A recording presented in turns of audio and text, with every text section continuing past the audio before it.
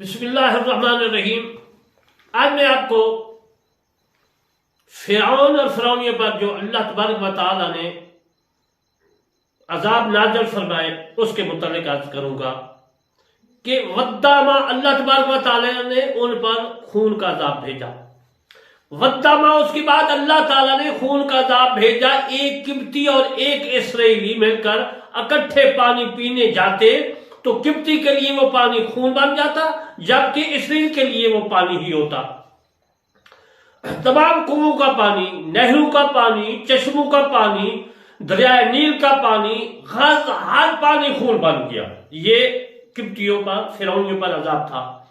جب اس عذاب سے سخت پریشان ہو گئے، فرعون بھی پریشان ہو گیا اور فرعونی قوم بھی پریشان ہو گئی، یعنی قبطی بھی پریشان ہو گئے، تو انہوں نے حضرت موسیٰ علیہ السلام سے درخواست کی کہ وہ پھر دعا کریں کہ یہ عذاب ٹل جائے۔ پھر حضرت موسیٰ علیہ السلام نے دعا کی، یا اللہ یہ عذاب ٹال دے۔ عذاب ٹل گیا، لیکن پھر بھی وہ ایمان نہ لائے۔ نہ انہوں نے بنی اسرائیل کو موسیٰ کریم کے حوالے کیا، نہ ہی اللہ تبارک و تعالیٰ کو ایک مانا، اور نہ ہی موسیٰ علیہ السلام پر ایمان لائے۔ عہد و پیمان توڑ دیا۔ ان کے بارے میں فرمایا وہ عذاب میں مبتلا کیے گئے۔ اللہ تعالیٰ فرماتا ہے قرآن میں، وہ ان سے دور کر دیا گیا تو انہوں نے اسی وقت اپنے وعدے کو توڑ دیا۔ جس میں یاد کر رہا تھا، نہ بنی اسرائیل کو حوالے کیا، نہ ہی اللہ تعالیٰ کو مانا، نہ موسیٰ کلیم پر۔ ایک اور جگہ ارشاد ہے قرآن مجید فرقان حمید میں کہ ہم نے فرعونی قوم کو قید سالیوں اور پھلوں کے نقصانات میں مبتلا کیا، شاید وہ نصیحت پکڑے۔ حضرت سلمہ رضی اللہ تعالیٰ عنہا سے روایت ہے کہ اللہ تعالیٰ نے قبطیوں پر عذاب نازل کیے۔ جادوگروں کے واقعہ کے بعد جتنے بھی عذاب آئے، جب انہوں نے ایمان لانے سے انکار کر دیا تو اللہ تعالیٰ نے قحط سالی میں مبتلا کر دیا۔ فرعون کو بھی کر دیا، فرعونیوں کو بھی کر دیا، قبطیوں کو بھی کر دیا۔ یہ قحط سالی میں مبتلا ہو گئے۔ اس کے بعد ان پر طوفان آیا، ٹڈیوں کا عذاب آیا، جوؤں کا عذاب آیا، میںڈکوں کا عذاب آیا اور خون کا عذاب بھیجا گیا۔ یہ عذاب مسلسل، متواتر اور پے در پہ آتے رہے۔ سب سے پہلے پانی کا طوفان آیا، ساری زمین میں پانی پھیل گیا، یعنی یہ مصر میں عذاب آ رہا ہے۔ مصر میں فرعون رہتا تھا، موسیٰ کلیم بھی مصر میں رہتا تھا۔ تو میرے دوستو، پانی کے متعلق میں عرض کروں کہ پانی کا عذاب کس طرح آیا۔ پانی تو پھیل گیا اور وہیں کھڑا ہو گیا پانی، جس کی وجہ سے نہ وہ کھیتی باڑی کر سکتے تھے قبطی، یعنی فرعون یا فرعونی قوم، یہاں تک کہ جب بھوکے مرنے لگے تو حضرت موسیٰ علیہ السلام سے کہا، اگر آپ ہم پر سے یہ عذاب دور کر دیں، پہلے عہد و پیمان جس طرح توڑ دیتے تھے وہی بات آ رہی ہے، تو ہم ضرور آپ پر ایمان لائیں گے، اس کے ساتھ اسرائیلی کو بھی تمہارے حوالے کر دوں گا۔ فرعون نے کہا، فرعون کے وزراء امیرہ نے کہا کہ آپ مہربانی کریں، اللہ تبارک و تعالیٰ سے دعا کریں کہ یہ عذاب ٹل جائے۔ بنی اسرائیل کے حوالے آپ پر ایمان بھی لائیں گے، اللہ کو ایک بھی مانیں گے۔ پھر عزیز المحترم، موسیٰ کلیم نے جو ہے دعا کی، دعا کرنے کے بعد عذاب ٹل گیا، لیکن انہوں نے اپنی بات کو پورا نہ کیا۔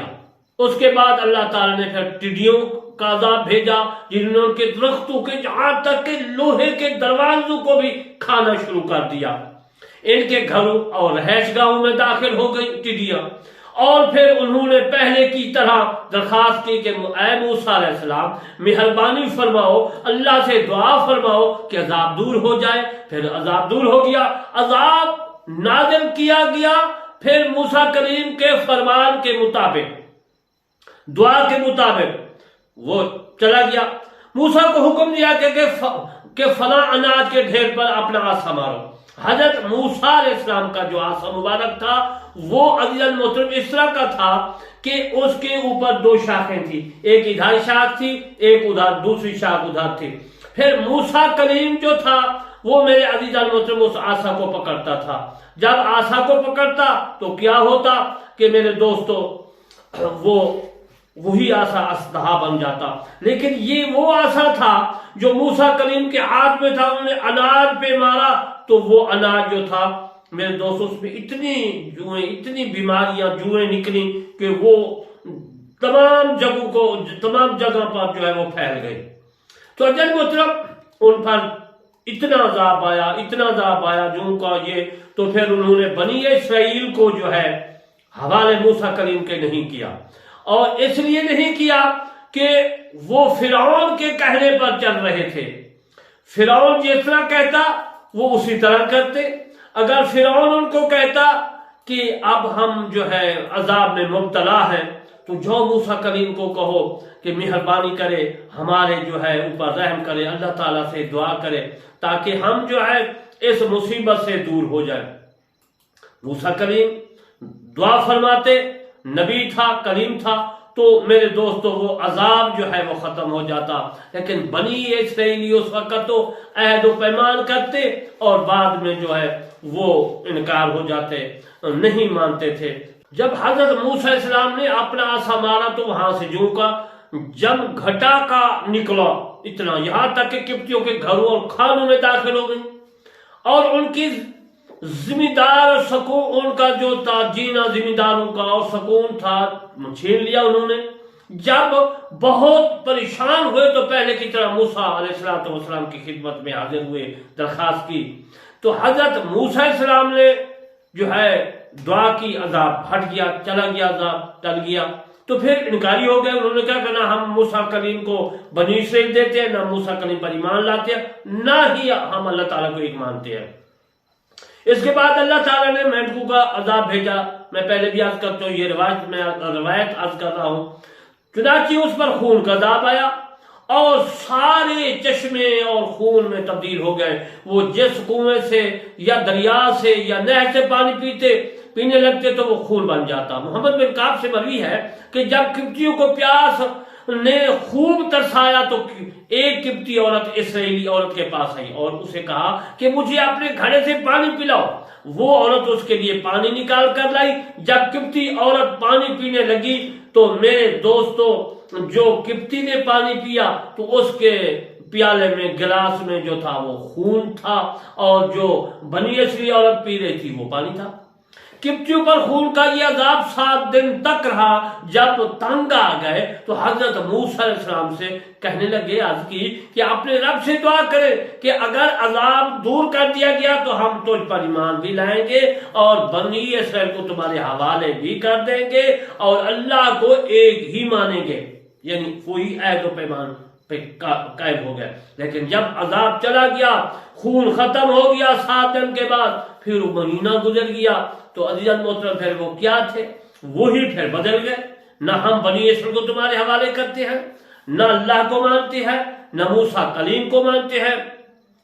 تو پھر حضرت موسیٰ علیہ السلام نے بنی اسرائیل کو فرمایا آج شب مصر سے باہر جانا ہے۔ پھر اللہ تعالیٰ نے حضرت موسیٰ علیہ السلام کو حکم دیا کہ وہ بنی اسرائیل کو رات کے وقت لے کر نکلے۔ چنانچہ ارشاد باری تعالیٰ ہے، ہمارے بندوں کو رات کے وقت لے جاؤ۔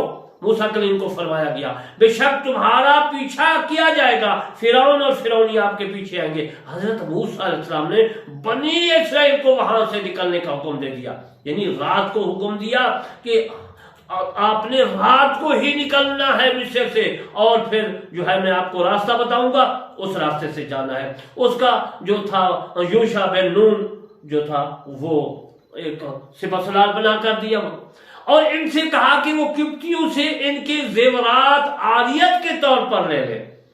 بنی اسرائیل کو کہا کہ قبطیوں سے جو ہے زیورات عاریت کے طور پر لے لے، اور کوئی شخص اپنے ساتھی کو آواز بھی نہ دے، اور رات کے وقت اپنے جانوروں کی زینے کس لیں، اور جس وقت حضرت موسیٰ علیہ السلام کہیں وہاں سے جو ہے وہ جلدی جلدی جو ہے چل پڑے، اور گھر سے نکل کر اپنے دروازوں پر خون ڈال دے تاکہ یہ معلوم ہو جائے کہ اس گھر والا نکل چکا ہے۔ وہ ان کا نشان تھا، دروازوں پہ خون لگا دیتے تھے تو دیکھنے والا یہ سمجھتا کہ اس کی رسم یہی تھی کہ گھر پہ کوئی نہیں ہے، دروازے بند ہے، گھر پہ ایک آدمی بھی نہیں ہے۔ تو پھر میرے دوستو موسیٰ کلیم نے وہی جو رواج تھا وہی کروایا اور خون دروازوں پر ڈال دیا. اور اس کے بعد پھر ایک رات جب قبطی بے خبر سو رہے تھے، حضرت موسیٰ علیہ السلام بنی اسرائیل کو لے کر نکلے. اس سے پہلے انہوں نے قبطیوں کے متعلق بد دعا بھی کی تھی. حضرت ہارون علیہ السلام نے یہ بد دعا مانگی تھی کہ اے ہمارے رب، تو نے فرعون اور اس کی قوم کو دنیا میں بہت کچھ اموال اور رہائش اور سامان دیے ہیں کہ وہ لوگوں کو تیری راہ سے ہٹائے. بس اے ہمارے رب، ان اموال کو ملیا میٹ کر دے اور ان کے دلوں کو سخت کر دے، یہ لوگ جب تک دردناک عذاب نہ دیکھ لیں. حضرت ہارون علیہ السلام نے دعا مانگی اور موسیٰ علیہ السلام نے آمین کہی. تو یہ بھی سنت ہے موسیٰ کی، حضور صلی اللہ علیہ وسلم کی بھی سنت ہے کہ جو آدمی ایک امام دعا مانگے دوسرا مقتدی آمین کہے تو اللہ تبارک و تعالیٰ دعا کو منظور فرما لیتا ہے.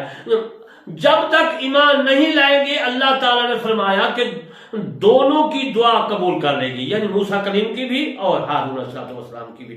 ربنا آتنا میں ہے، اے اللہ ان کی اموال کو ملیا میٹ کر دے. یہ قرآن کی جو ہے ترجمہ ہے آیات کا. تبس اموال سے یہ مراد ہے کہ ان کا مال درہم اور دینار پتھر بن جائے. پھر ان کو کہا گیا کہ تم لشکر کو لے کر سیدھے چلتے جاؤ. وہ دریا کی طرف جا رہے تھے. چنانچہ یہ اپنی قوم کو لے کر چل پڑے. ادھر فرعونیوں پر موت طاری کر دی گئی کہ ان کے بہت سے نوجوانوں کا انتقال ہو گیا اور ان کی تجہیز و تکفین میں مصروف ہو گئے. اسی مصروفیت میں دن نکل آیا. غز دن نکلتے فرعون کے لشکر نے انہیں جان لیا. حضرت موسیٰ علیہ السلام لشکر کے پیچھے تھے. حضرت موسیٰ علیہ السلام لشکر کے پیچھے تھے. حضرت ہارون علیہ السلام سب سے آگے تھے. یوشع بن نون نے پوچھا کہ آپ کو کہاں جانے کا حکم دیا گیا ہے؟ فرمایا سمندر کی طرف جانے کا حکم دیا گیا ہے. یہ سن کر سب واپس جانے کا ارادہ کیا مگر حضرت موسیٰ علیہ السلام نے انہیں روک دیا. حضرت موسیٰ علیہ السلام کے ساتھ 6,20,000 جنگجو تھے.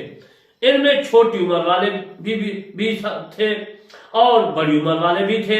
لیکن عزیزاً محترم یہ تمام کا تمام جو تھا یہ اللہ تبارک و تعالیٰ کے حضور میں لکھا ہوا تھا. کم اور بڑی عمر والے 60,000 سے زیادہ تھے.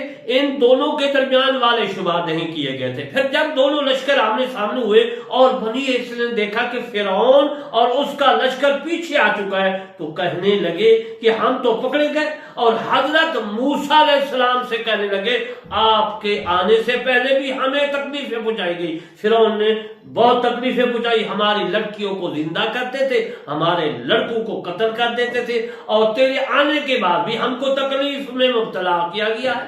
آج فرعون کا لشکر قبطیوں کا 12 لاکھ ہمیں قتل کر دے گا. اس کے بعد پھر جو ہوا انشاءاللہ میں پھر عرض کروں گا. اور بیان ختم کرنے سے ماقبل پہلے عرض کرتا ہوں کہ میرے چینل کرمانی ٹی وی 3 کو بھی آپ نے سبسکرائب کرنا ہے. اس میں نماز، روزہ، حج، زکوٰۃ، فطرہ تمام مسائل ہیں. اور دوسرا میرا چینل ہے کرمانی ٹی وی، اس کو بھی سبسکرائب لائک کمنٹ کرنا، کیونکہ اس میں قرآن مجید فرقان حمید کی تفسیر لکھ رہا ہوں، اس میں بیان کر رہا ہوں تمام احوال مسائل. تو میں دعا کرتا ہوں کہ اللہ تبارک و تعالی ہم کو تمام مسائل سننے سمجھنے پر عمل کرنے کی توفیق عطا فرمائے. آمین ثم آمین. وما علینا الا البلاغ المبین.